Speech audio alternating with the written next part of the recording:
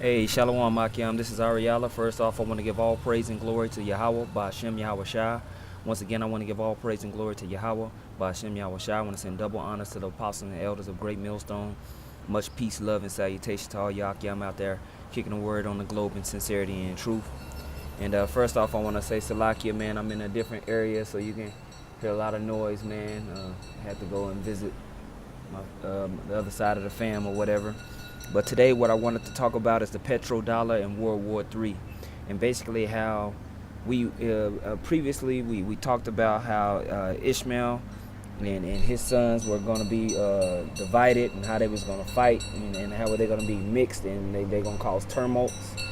But today I want to talk about how they were able to rise, how they were able to rise up in power.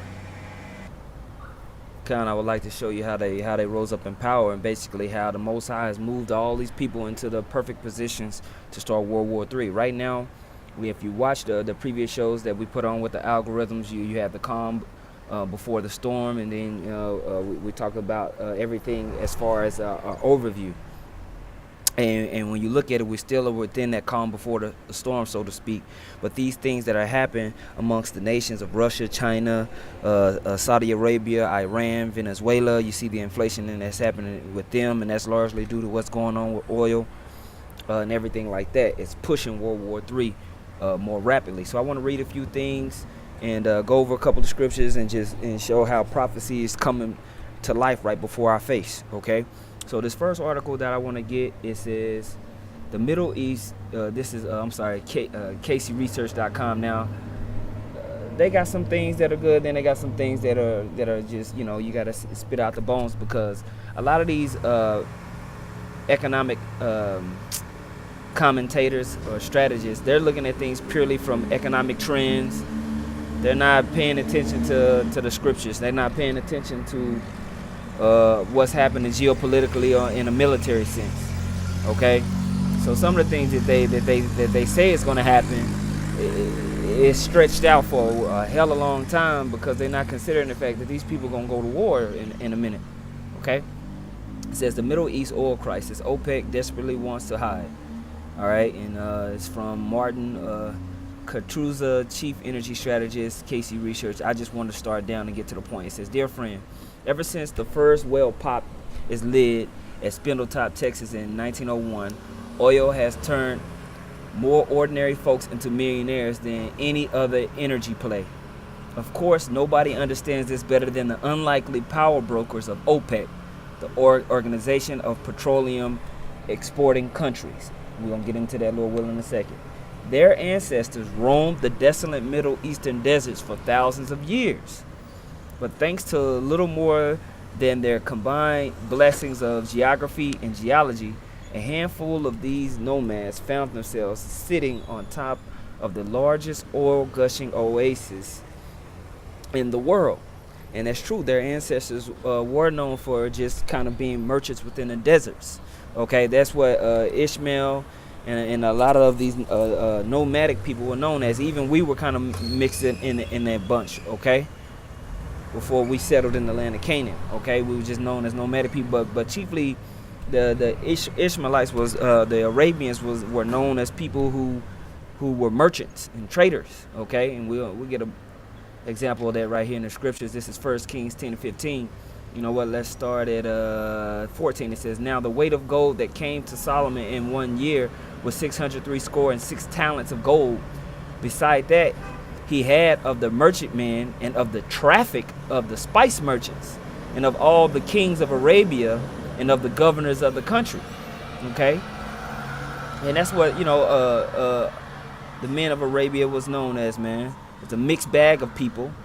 You see this where Rob says steppe dwellers, people inhabiting the country east and south of Canaan, the nomadic desert Bedouins. I encourage you brothers to look this word up. That's actually a mixed group of people. It says Arabians, Arabs. I want to go down here. When you check out just a couple of these cross-reference scriptures here, it gives you a glimpse of what they are. It says Jeremiah 25 and 24, and all the kings of Arabia and all the kings of the mingled people that dwell in the desert. Okay? Ezekiel 27:21, Arabia and all the princes of Kedar, which is the son of Ishmael, They occupied with thee in lambs and rams and goats, and these were they thy merchants. So we traded with them a lot of rams and goats and lambs and stuff like that. Okay, that's what they was known for, man.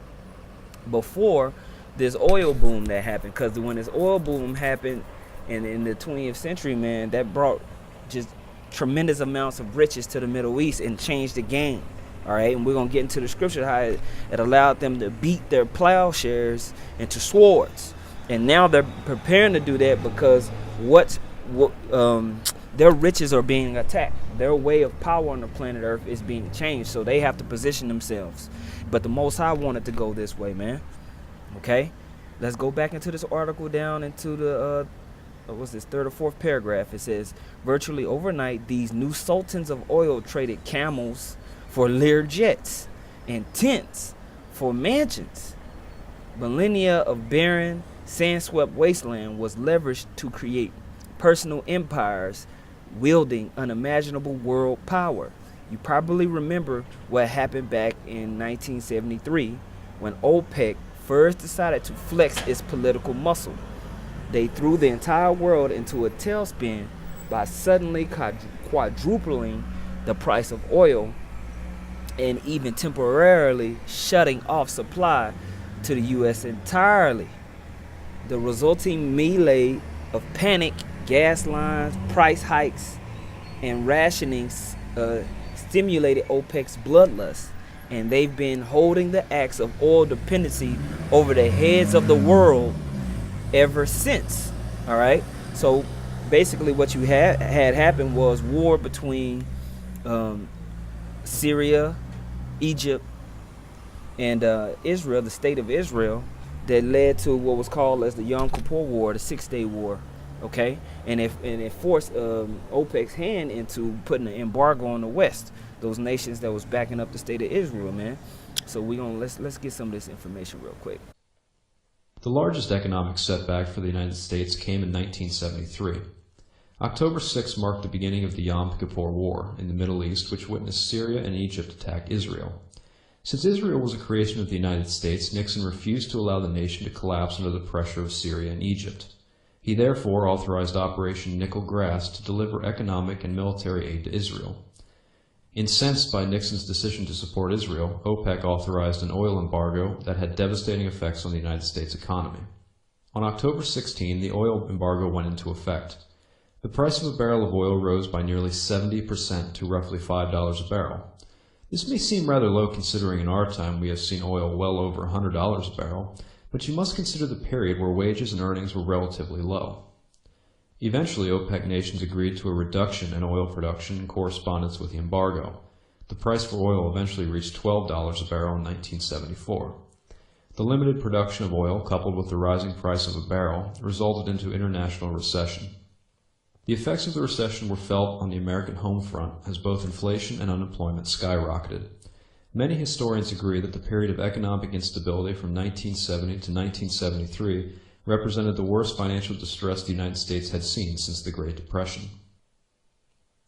Rising inflation and unemployment were two large aspects of the OPEC oil embargo, but Americans faced additional struggles throughout 1973 and 1974 due to the incident.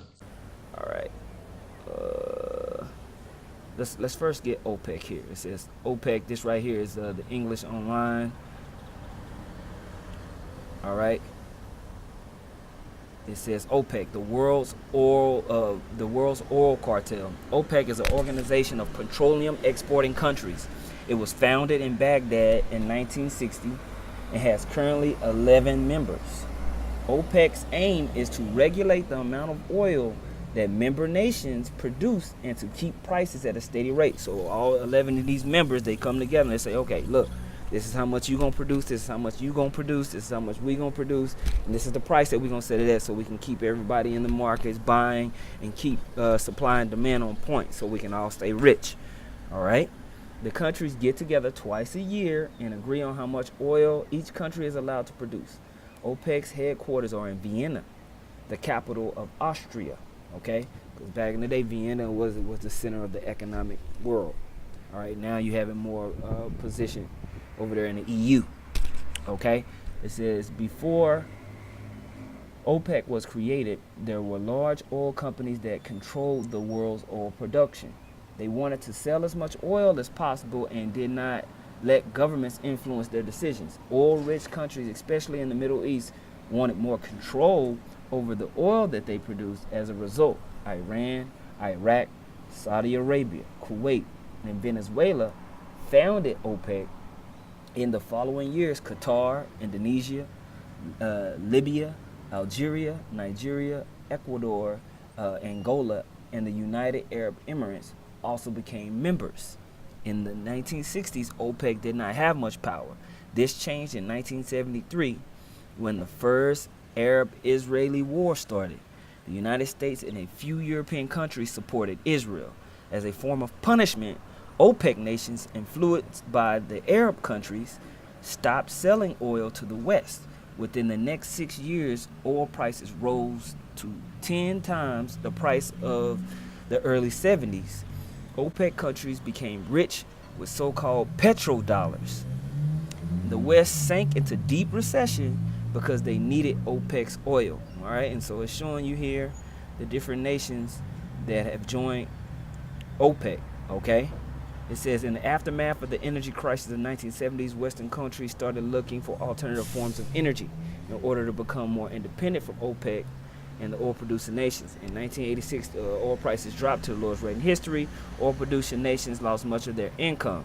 In the 80s and 90s, OPEC's power diminished, often because of conflicts and internal arguments. Why? Because just like the scripture said about Ishmael, they were going to fight amongst each other, man. And Esau has been using it even until this very day to control those OPEC nations. Meanwhile, those OPEC nations have used their riches to just get military power, get more and more military power. Okay? So let's go here to the 6-Day War.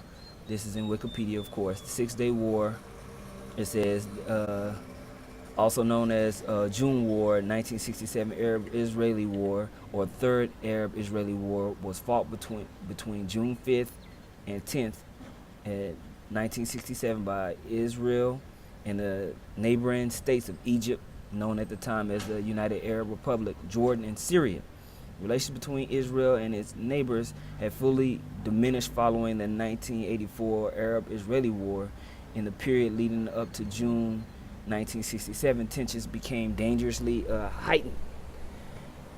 In reaction to the mobilization of Egyptian forces along the Israeli border and the Sinai Peninsula, Israel launched a series of preemptive strikes against Egyptian airfields. Of course, those dirty rats are always starting. The Egyptians were caught by surprise, and nearly the entire Egyptian Air Force was destroyed with few Israeli losses, given the Israelis' air superiority. Simultaneously, the Israelis launched a ground offensive in the Gaza Strip and the Sinai, which again caught the Egyptians by surprise. After some initial resistance, Egyptian leader Gamal Abdel Nasser ordered the evacuation of the Sinai. Israeli forces rushed westward in pursuit of the Egyptians, inflicted heavy losses, and conquered the Sinai. All right. So that led to more and more war, and then that led to everybody choosing a side. Okay, you guys, you brothers can go read that on your own. Okay, let's keep reading right here. This is Joel, the 3rd chapter, 9th verse. It says, "Proclaim ye this among the Gentiles: prepare war. Wake up the mighty men. Let all the men of war draw near. Let them come up. Beat your plowshares into swords, and your pruning hooks into spears. Let the weak say, I am strong," man. So before, these are a bunch of what we call camel jockeys running around in the deserts of Arabia. Now they run around in the deserts of Arabia with tanks, helicopters, and most importantly, ICBM missiles, man. And how were they able to obtain these weaponries? Well, it was through the petrodollar and all the riches that came from the trade of oil, man. That's how these nations were able to buy up all these arms, okay? So I got this one article here, and I'm going to be adding in clips, Akian, man. So if you brothers also have more information and research, please put it down on the comment board, all right? But I'm just trying to give brothers a brief overview of what's going on in the Middle East and how prophetically this has come together, okay? So this right here is an article from mirrorrip.org. It reads Middle East Research and Information Project. I guess that's what that means. Merip. Arms Sales and the Militarization of the Middle East by Joe Storp and James Paul. Okay, over the last decade, the Middle East has become a focal point of the world arms buildup. Each year, the regional arsenal grows as the United States, the Soviet Union, France, Britain, and others ship billions of dollars worth of weapons to the countries there. During the 1970s, while the world's arms trade doubled, Middle East arms imports rose fourfold. All right. It says today the region receives over half of all arms deliveries to the third world and more than a quarter of all world arms shipments. Among the differences between various estimates of arms sales and militarization indices is the geographical definition of the Middle East. Where possible, we include Turkey, Pakistan, Afghanistan, the Horn of Africa, along with North Africa, Israel, Iran, and the Arab East. Many calculations treat Turkey as part of NATO, Pakistan and Afghanistan as part of South Asia, and Ethiopia and Somalia as part of Africa. Undefined references to the Middle East are thus not always strictly comparable. But in the scriptures, they're comparable, man, because basically all these guys are put together in prophecy when you go and read all the nations that are listed. You see Turkey, Ethiopia, Southern Asia, basically Pakistan, India, Iran, Iraq, of course, Saudi Arabia, and all the surrounding countries are added into this thing, man. These are all the dragons of Arabia, man. These are all the people that are going to come out with weaponry in the Third World War. Okay, and the size that they choose is going to be it's going to be unknown, man, because they're wild men. Okay, they just going to be bombing the shit out of people, man, trying to control what they have.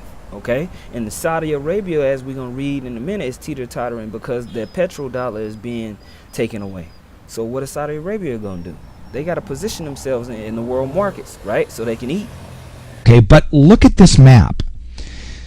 These are military bases in the region. Okay, now the thinking mind says, how does the U.S. have that much money to be able to set up that many military bases like that? And that's just in a very small section of the Middle East. How do we have so much money to be able to have all these military bases here? But what you're not told is the truth. Okay, this is all possible because of the petrodollar. All right, now the petrodollar system was came into being in the 1970s, and it requires all oil sales to be transacted in U.S. dollars. I know, pretty crazy, right? Wow. You know, I mean, who knew that we had such a stranglehold on, like, all oil? I mean, it's just unbelievable, right? But that was the deal that was reached. In the mid-1970s, a deal was reached between the oil-producing nations of OPEC and the U.S., and then later the deal was expanded out with other nations, okay? Now, according to this deal, every barrel of oil produced in the global markets by anyone must be purchased with U.S. dollars.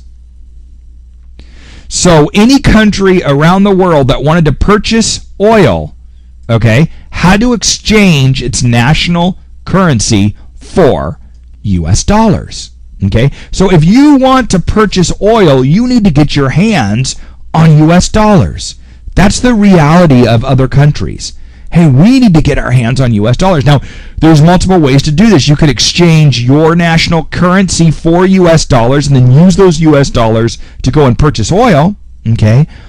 But that's pretty costly, and the banks charge a pretty good amount of money to do that, okay? So what a lot of countries do, and it's the preferable method, that is to produce something that the U.S. people want and export it to the U.S., okay, in exchange for U.S. dollars, and then use those U.S. dollars to buy oil.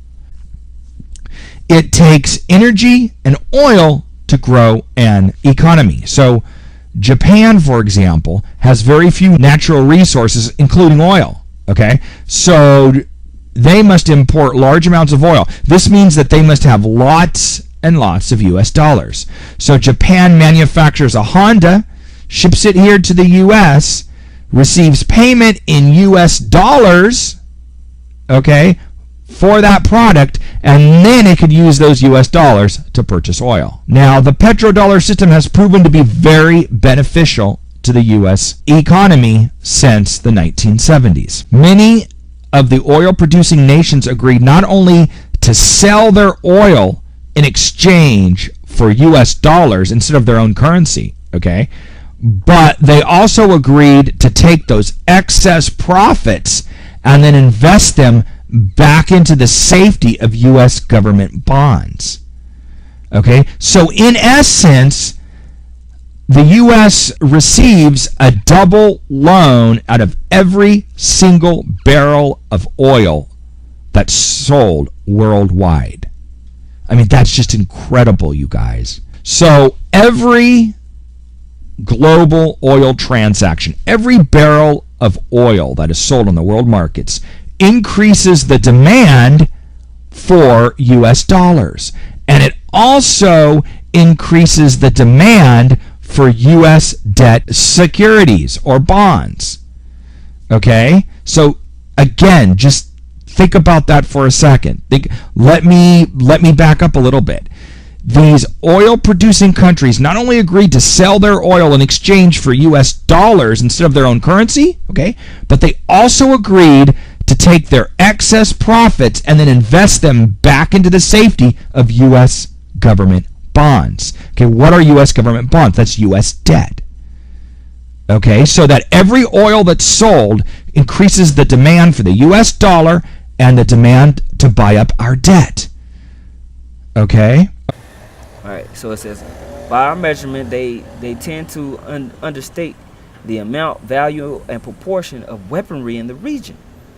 It says the general trend, however, are unmistakable by any calculation. Parallel to growth of Middle East arms imports is a rapid increase in military expenditures.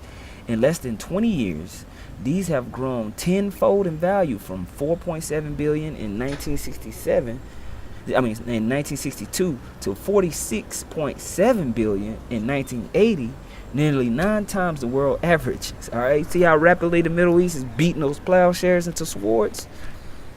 They're growing their military rapidly, and it was all during the time of this petrodollar. Okay, this is also Yahweh Shah can use these nations to basically execute his word that he pushed out. Okay, it says when the states of the world are ranked by military spending per capita, 6 of the top 7 are in the Middle East. The top 10 countries in terms of military spending are per capita are Qatar, Saudi Arabia, Israel, United Arab Emirates, Oman, Brunei, Kuwait, United States, Soviet Union, and France. By the end of the 1970s, the region was spending between 13 and 15% of its gross national product for military, compared with 8.3% for the Warsaw Pact countries, the next highest. Okay? I'm going to skip down to make a point.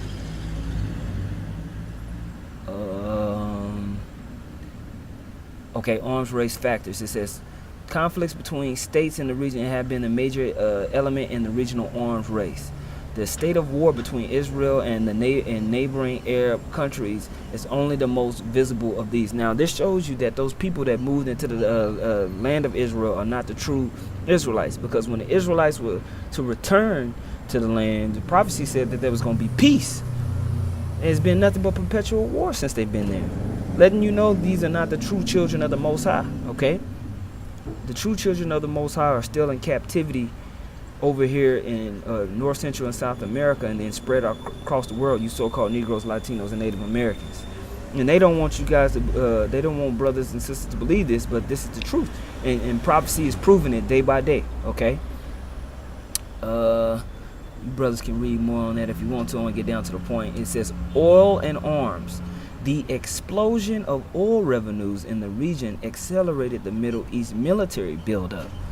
Many states had vast financial resources at their disposal and few plans for investing or spending them. Military expenditures bought prestige and apparent power. With such less social disruption on local societies than economic development programs. Military expenditures were also promoted by the Nixon Doctrine, which called for the U.S. to supply tools and experts, while client states would furnish the troops to defend Western economic interests. Strategists in Washington have argued that arms exports are a cost-effective way of projecting power abroad. It says Richard Betts, an analyst with the Brookings Institute, mentions the cheaper indigenous manpower of the third world states as a factor, citing estimates that Turkey can maintain 12 troops for the amount it costs the U.S. to maintain one soldier. Okay? So basically, it's just showing you how the oil boom fed into the armament of the Middle East, and that's basically what I wanted to go into, man.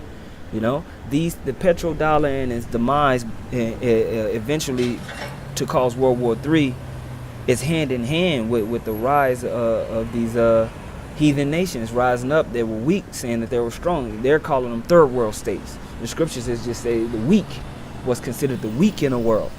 Okay? All right. Let's get another scripture. The second Ezra, the 15th chapter and the 29th verse. Well, let's start up. Let's start at 27. It says, "For now are the plagues come upon the whole earth, and ye shall remain in them, for the Most High shall not deliver you, because ye have sinned against him. Behold, an horrible vision, and the appearance thereof from the east, where the nations of the dragons of Arabia shall come out with many chariots, and the multitude of them shall be carried as a wind upon the earth. That all they which hear them may fear and tremble. Also the Carmanians raging in wrath shall go forth as wild boars of the wood. With great power shall they come and join battle with them, and shall waste a portion of the land of the Assyrians." All right. And who are the modern day Assyrians? The modern day Assyrians is America, man. The modern day Assyrians is the West, the Western world. Okay. And so we're gonna see all these people come together and join the battle, man. You know, and they're gonna get the upper hand over the West, man. Okay? Great destruction is nigh. And we're seeing all the pieces come together. All right? That's why Russia is starting to take over oil sales in China. As the U.S. markets decline and they stop buying as much oil from Saudi Arabia, Saudi Arabia is having to find a different way to make money, man. All right? So they're battling to stay the top oil producer and oil exporter to all these different nations. Okay? Is the toxic, insane relationship that has started all because of oil. As we know, the United States used to buy oil from Saudi Arabia based on the petrodollar. That is the main thing that is giving the US dollar any value. It's because it is traded globally. Saudi Arabia made a deal with the United States, and the United States used to be the biggest purchaser of oil from Saudi Arabia, and they did this all based off the petrodollar. The Saudi Arabians would have done this, would have kept this up. It would have been a good relationship. But now, with this failed pipeline that not many people know about, but the United States and Saudi Arabia had a planned pipeline that would have gone through Saudi Arabia, through Syria, through Turkey, into Europe, and bypassed Russia's complete monopoly and control of European oil sales. Russia sells a lot of oil to Europe. If Saudi Arabia would have built this pipeline, which was planned years and years ago, they would have undercut Russia and had a direct line to Europe, and Europe would have purchased oil from Saudi Arabia. The only country that stood in the way was Syria. Syria had a very strong alliance with Russia, and Syria said, no, we're not going to throw Russia underneath the bus. We're not going to allow this pipeline to be built years and years ago.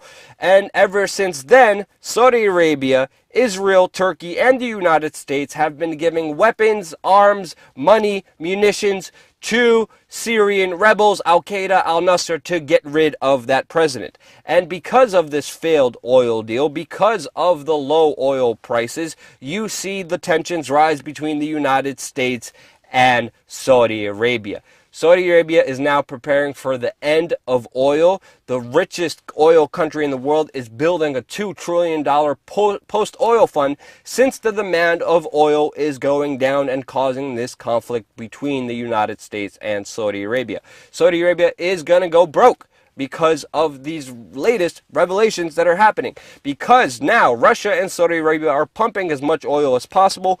The demand for it is low. Because there is so much of it, the price naturally goes down. They are in competition with each other, have been in competition with each other. They tried to undercut each other. It didn't work. And now with the low oil prices, they are going after China, which is going to piss off the United States. Right now, Saudi Arabia is selling a lot of oil to China.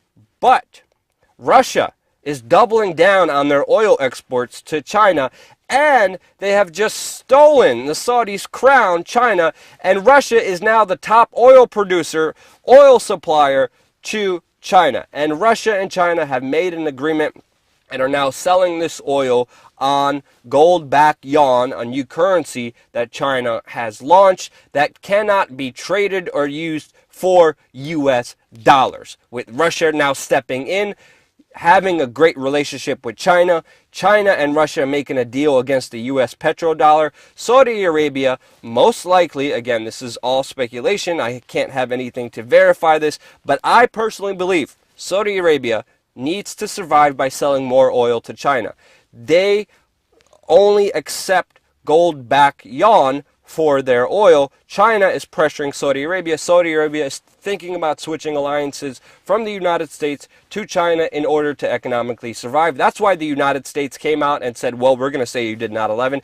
Now Saudi Arabia, on a low level from their media, which is controlled by the government, is saying, no, you did 9/11. I want to get this quick article.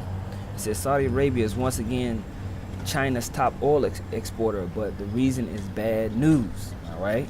And this is in February 29th, 2016. It says oil exporters are continuing to fight over China. The latest trade data from China published last week showed that crude oil imports in January stood at 6.3 million barrels a day. That's 305,000 barrels a day lower year over year, making it the first yearly decline since May, according to Barclays analyst Fifi Lee. Notably, Russia had the biggest monthly drop in exports to China after overtaking Saudi Arabia in December as the biggest crude exporter to China. Russia exports 796,000 barrels a day to China in the first month of 2016, down 341,000 month over month. Okay, Barclays Lee suggests that this slowdown could have to do with China's teapot refineries, which are small private oil refineries, China's that have been buying up crude oil with the intention of exporting the final product. So they would take the crude oil, refine it, and then sell the refined oil. All right, let's go down to this verse right here. It says Russia and Saudi Arabia have been vying for the market share in China for some time now. Russia seemed to have the upper hand last month, meaning January, with RBC Capital Markets Michael Tran saying this was a big deal as Saudis had lost the top spot just 6 times in the past 5 years. Moreover, Tran added the Saudis increased exports to China by only about 120,000 barrels per day over the past 5 years, a growth rate which was beaten by several countries, including South Sudan and Colombia. Interestingly, part of Russia's success in China in 2015 had been attributed to its willingness to accept Chinese yuan-dominated currency for its oil. Okay, and so now that China is making its currency tradable and it's backing its currency by oil, we're seeing geopolitically these countries get out of the petrodollar and start using Russian currency and Chinese currency to trade for oil, man. All right, it's not only is it cheaper, it makes the whole world less dependent upon the dollar, which is what these smaller nations want. Now, the U.S. government will do everything in its power to keep the petrodollar trade intact. And I don't need to explain to you why. I mean, you just heard why. It's unbelievable deal, right? We're the only country in the world that has that deal, okay? But here's the problem. The rest of the world is not happy with that deal at all, okay? And they figured that out. And they're starting to leave the dollar, okay? They're starting to transact oil in other currencies than the dollar. Now, and one of these countries, Iran. Just a coincidence? Maybe, okay? Now, but guess what other countries are also moving off of transacting oil in the US dollar? Ready for this list? Iran, Syria, North Korea, and Venezuela. Okay? Now, these countries that I just mentioned, those are the exact same countries that President Bush termed the axis of evil. Just a coincidence? I don't know. It's a pretty big coincidence. Okay? Now, when Iraq tried to move its oil sales away from the dollar and into the euro in 2002, okay, the U.S. military moved in shortly thereafter. Okay, it's all just game plan. Okay? Let's get another article. It says, goodbye petrodollar. Russia accepts yuan. Is now China's biggest oil partner. Okay? This was posted February 3rd, 2016. Russia is now the top crude exporter in China. See how these articles go back and forth between Russia and Saudi Arabia? Because they're basically going back and forth month by month on who's trading more oil, man. And Saudi Arabia is trying to get out of that petrodollar too, because Saudi Arabia sees the fall. All right, everything's playing all accordingly, man. Everything's coming together. All right, the de-dollarization project is happening, and that's why we see this calm before the storm. Okay. As we reported earlier, Russia has taken its next step towards de-dollarization. Now, this term de-dollarization was first heard back in 2014, and I reported on it back then, and it seems like now it's further along in to becoming fact as it was back then, 2 years ago. As we reported earlier, Russia has taken its next step towards de-dollarization by launching its own benchmark of oil futures contract that will price oil in rubles instead of US dollars. Okay, so it seems that Russia has indeed bounced back, and they are much more in control of the oil market and the pricing mechanism. Now they're going after the pricing mechanisms by setting up this benchmark pricing in rubles instead of the dollar. And secondly, of course, like, Russia and China, and Russia, Iran, India, Turkey, Russia, etc. A lot of these countries have bilateral agreements that they are already bypassing the petrodollar. So the influence of the petrodollar has waned considerably over the past 2 years. And at the moment, of course, the full effects of that are not visible, but perhaps they are, and that'll be my next story, which is on what is happening in the retail sector that I will talk about. Okay. It says Russia is now the top crude exporter to China, the largest or second largest, depending on whom you ask, oil demand growth country in the world. And China is the largest, man, because why? Because it makes everything, and you need oil to make stuff, to make all the plastics, to make all those dolls, to make all those dolls or whatever you want to say they make, man. Plastic bottles coming from China. All that stuff that China makes is petroleum based. All right, that's why they have to buy all that oil so they can continue to make stuff. They're still the #1 manufacturing country in the world. Okay, at the start of the decade, Saudi Arabia enjoyed 20% share of China's crude imports, while Russia was lagging far behind with 7%. Now the Saudis find themselves neck and neck with Moscow for the lead in Chinese market share, with both performing in the 13 to 16% range. But Russia's share continues to rise as the kingdom struggles to maintain a foothold. Why? Analysts attribute Russia's huge market share growth to its willingness to accept yuan, while Saudi Arabia is still clinging to blood-soaked dollars. As Business Insider notes, interesting part of Russia's success, China's been attributed willingness, blah, blah, blah. This is consistent with earlier forecasts about Russia's market share in China. Bloomberg reported back in July 2015. Following Russia's recent acceptance of the renminbi, that's yuan, as payment for oil, we expect more record high oil imports ahead to China. See that? Skip down here. As both the head of the Eurasian Economic Union, the founding member of BRICS, as well as a major energy exporter, Russia is leading the charge against the dollar, and now other nations are following suit. Iran and India announced last month that they intend to settle all outstanding crude oil payments in rupees, all right, Russian currency. Well, actually, this is their currency, rupees, as part of oral strategy to dump the dollar and trade in national currencies. The dollar is slowly losing its privileged place in international transaction. What this means for the United States is anyone's guess, and we know what this means, man. In order to secure your future, you got to go to war, man. That's what we're looking for. That's what we're looking for. All this stuff with the petrodollar that's going back and forth, man, it's just helping lead to World War III.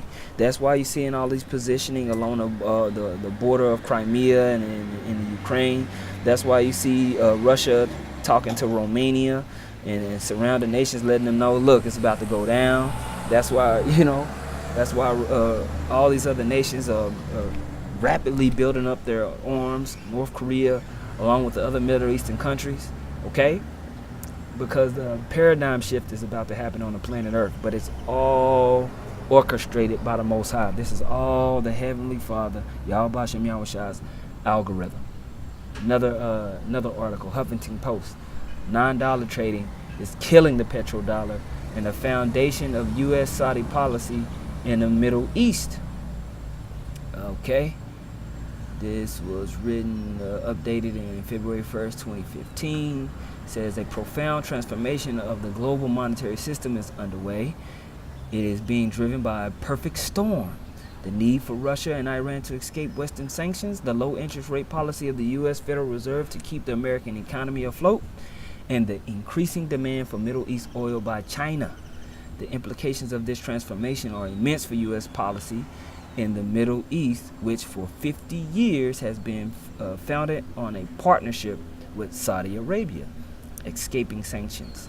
As economic sanctions are increasingly part of the West arsenal, those non-Western countries that are the target or potential target of such sanctions are devising a counterpunch, $9 trading. It would, in effect, nullify the impact of sanctions. Whether in yuan or rubles, $9 trading, which enables countries to bypass U.S. claims to legal jurisdiction, will transform the prospects facing Iran and Syria, particularly in the field of energy reserves, and deeply affect Iraq, which is situated between the two. Okay, so that's why you had those wars in Syria, because the U.S., Turkey, okay, and Saudi Arabia were trying to flow pipelines to bypass oil and gas sales that were between Europe and Russia. So they wanted to take a pipeline all the way up through there, through Turkey, all the way up into Europe, so they could bypass the Russian oil markets, man, and have complete dominance over basically Europe and the Middle East. Okay, but since they weren't able to take out Syria due to Russia's backing of Syria, that this has basically jacked up everybody's plans. Okay, President Putin has said, in context of reducing Russia's economic vulnerabilities, that he views the dollar monopoly in energy trade as damaging to the Russian economy, since hydrocarbon revenues form the most substantive part of Russia's revenues. Putin's desire to take action in this area is not surprising. In the face of sanctions, Putin is seeking to reduce its economic dependence on the West. Russia has signed 2 Holy Grail gas contracts with China, and in negotiations to offer the latter sophisticated weaponry. It is also in the process of finalizing significant trade deals with India, and Iran. All of this will be to the benefit of Iran too. The Russians recently announced a deal to build several new nuclear power plants there. The rise of the petrodollar. All right, this talks about the Bretton Woods Agreement that happened in 1944. It says the dollar's role as the world's reserve currency was first established in 1944 with the Bretton Woods Agreement. The U.S. was able to assume this role by virtue of it having the largest gold reserves in the world. The dollar was pegged at $35 an ounce and freely exchangeable into gold at that rate. But by 71, the convertibility to gold was no longer viable as America's gold resources drained away. Instead, the dollar became a pure fiat currency, basically not backed by anything, until the petrodollar agreement was concluded by Nixon in 73. All right, so back in 44, the dollar was pegged by gold. That's what made it very valuable. Then that gold standard was cut in 1970. In 1973, they had the petrodollar agreement under Nixon. All right, so they pegged the top commodity in the world, which is oil, to the dollar, which gave the fiat currency more value in the world. Okay, the essence of the deal was that the U.S. would agree to military sales and defense of Saudi Arabia, all right, and the rest of the OPEC nations too, in return for all oil trade being denominated in U.S. dollars. As a result of this agreement, the dollar then became the only medium in which energy exchange would be transacted.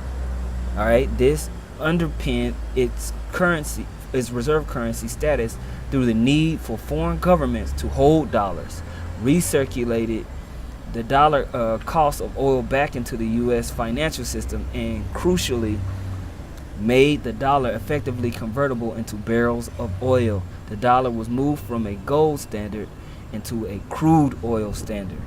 All right, and so now I'm gonna just read this real quick. The U.S. interest rates were then managed so that oil exporters, who formerly looked to gold as the basis of their reserves, would be indifferent to whether they stored their currency reserves earned from oil exports in U.S. treasuries or in gold.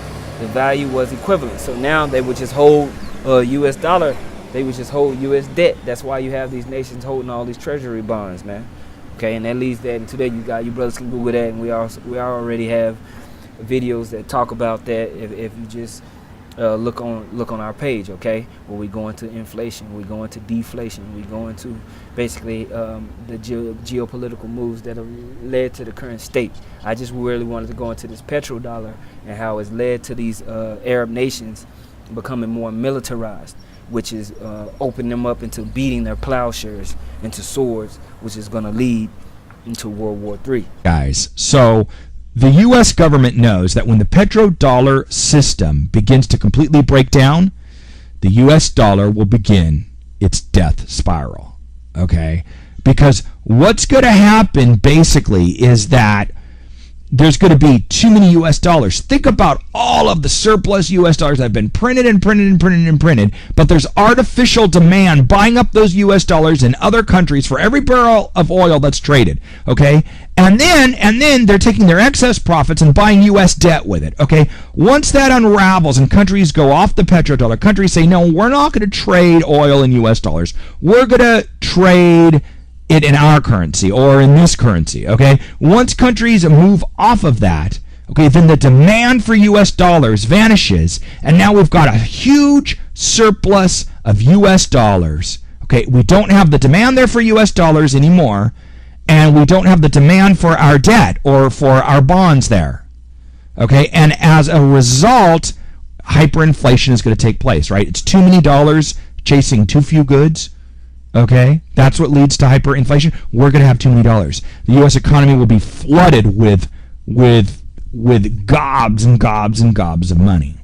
Okay, when the petrodollar system breaks down.